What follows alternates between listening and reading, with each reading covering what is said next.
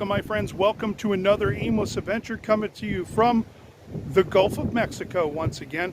This is day 3, Hurricane Ian update. The worst has passed us. We are left with a lot of high winds, down trees, damage from winds, some flooding, but nothing, praise God, like we saw a couple hours south of here. I'm in Newport Richey. We've got beach erosion. We've got one person out there in a boat. Just, I think. I don't know if anybody's in it.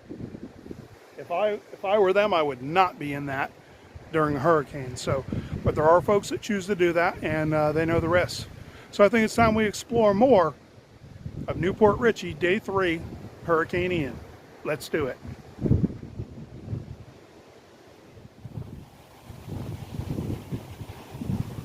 As expected, there are a lot of dead palm husks everywhere throughout the park.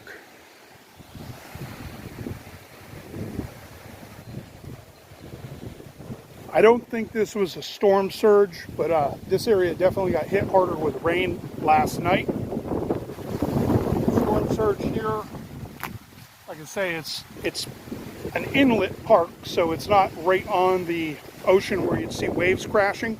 We're starting off today here at the coast, a little bit deeper. I've actually accessed the park, which is closed. I wanted to show what's here, get the footage and get on out. There's no danger, there's no high tide. I specifically came here during low tide, which was about 10:30 this morning, and it's about 11:30 now, roughly, give or take. Next high tide will come in, well, 6 hours from 10:30, so whatever that is, there we go. And I'm not going to be standing here for that. But you can see here, your typical low tide, kind of. There's still some effects of the hurricane. There's very high winds here. The gusts will actually blow you over if you don't have your feet planted. So that's why we're over here and not by a bunch of trees, which I'll show you.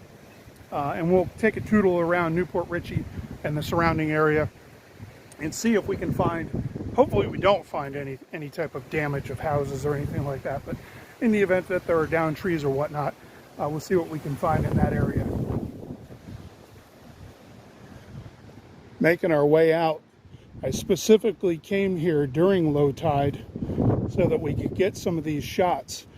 Now, the only thing I've seen here, other than my footprints, are the footprints of some critters that have been walking around. The temperatures dropped quite a bit for Florida. It's somewhere, I'd say somewhere around 70 degrees, maybe a little bit less than that.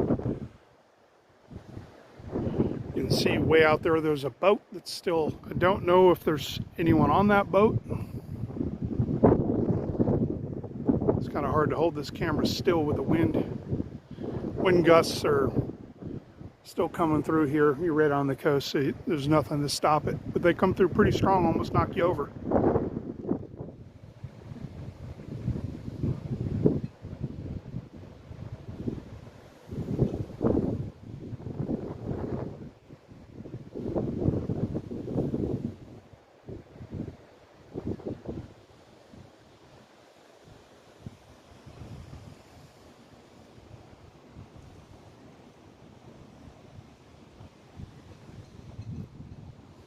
It's uncertain if these homes over here suffered any damage due to winds or tide, any type of surge, without actually accessing that property, which those are all private, so gated communities over there and whatnot.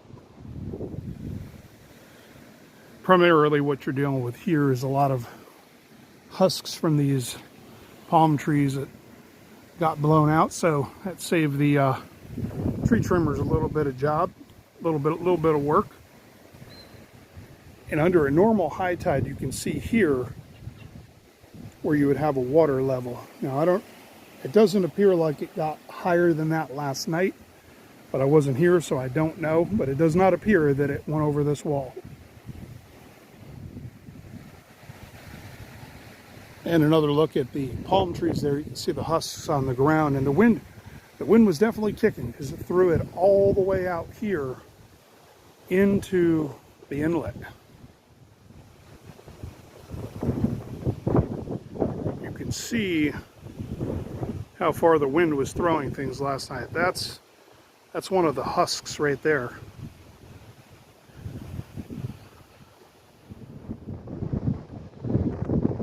It looks like these seagulls and ibis are out there getting their chow on.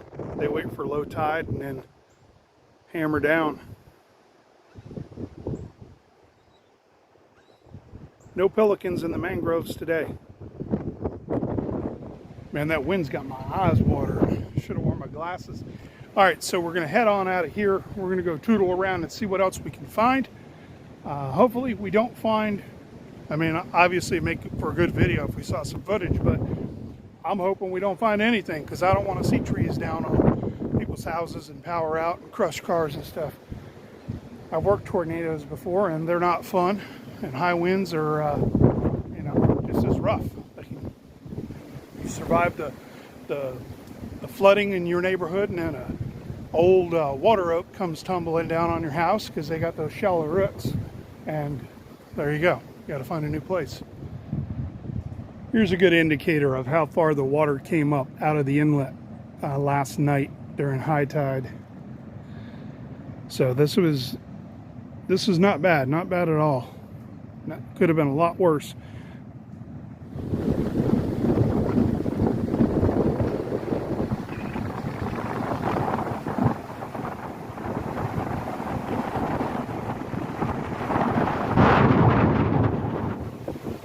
Looks like those high winds blew a whole bunch of sponge up on to the shore.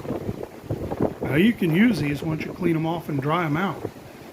They are pretty resilient and pretty absorbent.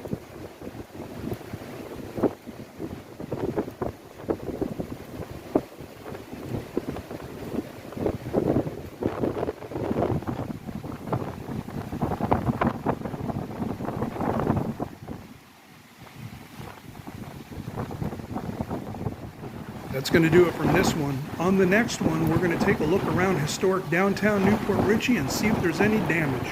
Until then, adventure on.